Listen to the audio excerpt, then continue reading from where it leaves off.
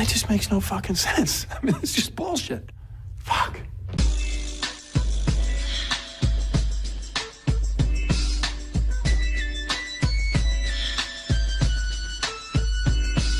Bill Nye here. I'm just reviewing some of the mean tweets. People bother, they take the time to tweet about me. Listening to Tifus Bus, Bill Nye sucks butthole. Did not know that. Bill Nye made me hate science to a whole new level because he thought it was fun, and I think it still sucks. Thank you. I hate Bill Nye. That guy is so annoying.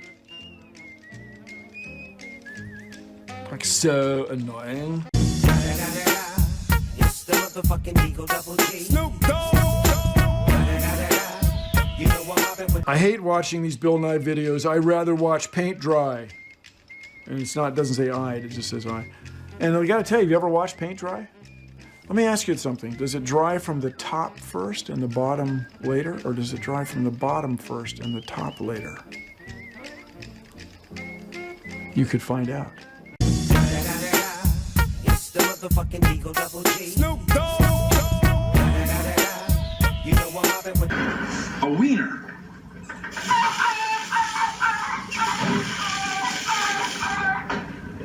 Now that is one hot dog.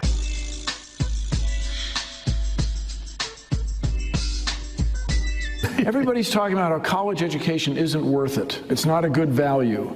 It costs you, it takes your whole life to pay it back. People, if you get a degree, if you get an engineering degree, you'll get a job. All right? I mean, I'm sorry. I love you all, and I love the history of art. I'm crazy for it. But it's an investment. I mean, you're spending that kind of money, learn to think, but also get a skill or two, you know. Okay. Can you make a sex tape on Mars? I think so. It's 40% of the gravity. Okay. Just think you'd be not floating, there'd be like this whole, like less than half. It's the motherfucking Eagle Double G. Snoop Dogg. Bill Nye the Science Guy is trippy as fuck. Now, I don't know exactly how trippy fuck is, but I imagine it's excessively.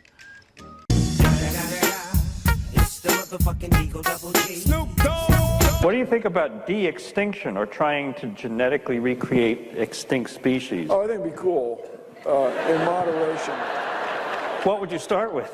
Well, the one I'd really like to bring back, and you guys can all guess it, Steller sea cow.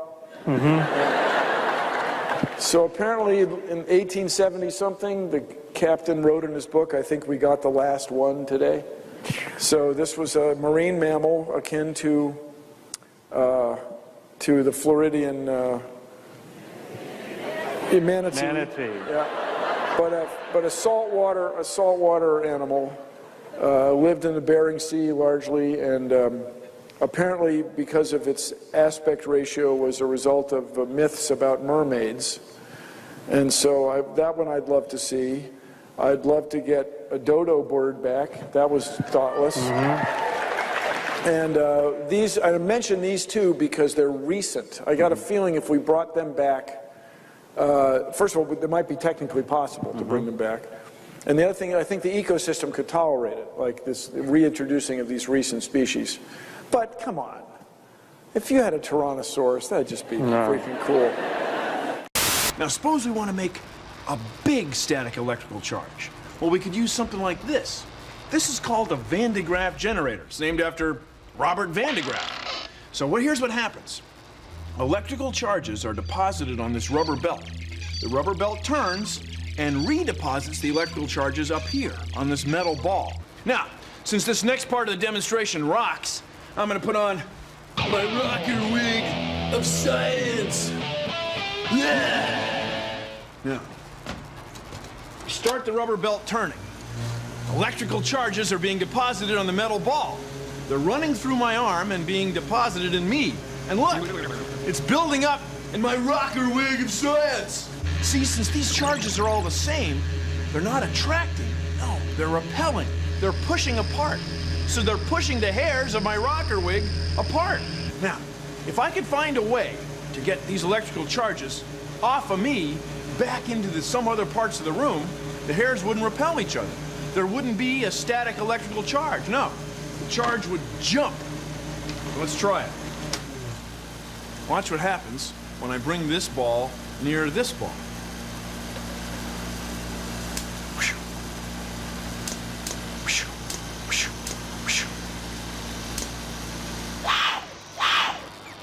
See the spark? The charges jumped. The static electrical charges aren't static. No, they jumped. Static electricity. It rocks. See that? It sparked. But you can say something about the question which you really would wish to know the answer to. And, I mean, for me, it would be what's consciousness? Because that's totally baffling. Richard, you know what I think? I agree. Not that you asked, but what I think on this is consciousness has kind of baffled us for a while, okay? And evidence that we haven't a clue about what consciousness is drawn from the fact of how many books are published on the topic, right? We're not really continuing to publish books, not really, on like Newtonian physics. It's done, all right? So the fact that people keep publishing books on consciousness is the evidence we don't know anything about it, because if we knew all about it, you wouldn't have to keep publishing. So what I wonder, Richard, is whether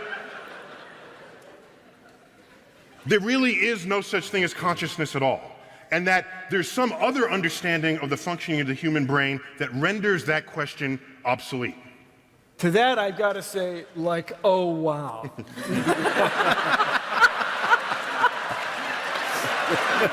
Perfect.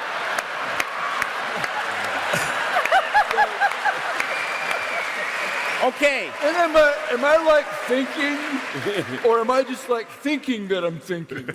Wow. Will you Richard, stop with that? Richard. We went decades not understanding the precession of Mercury. It was this big mystery, and we invented solutions to it, like a mysterious planet Vulcan tugging on it such that it's perihelion precessed. And that wasn't the explanation at all. It was obviously general relativity, another thing, not the original question we were asking. So you say you want to know what consciousness is. Maybe that's not even the right question. How about this? What's the nature of consciousness? Excellent. Okay, let's move on.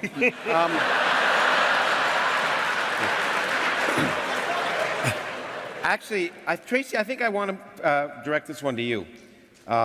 Who's you? To Tracy. That's not Neil. I'll be happy. Okay.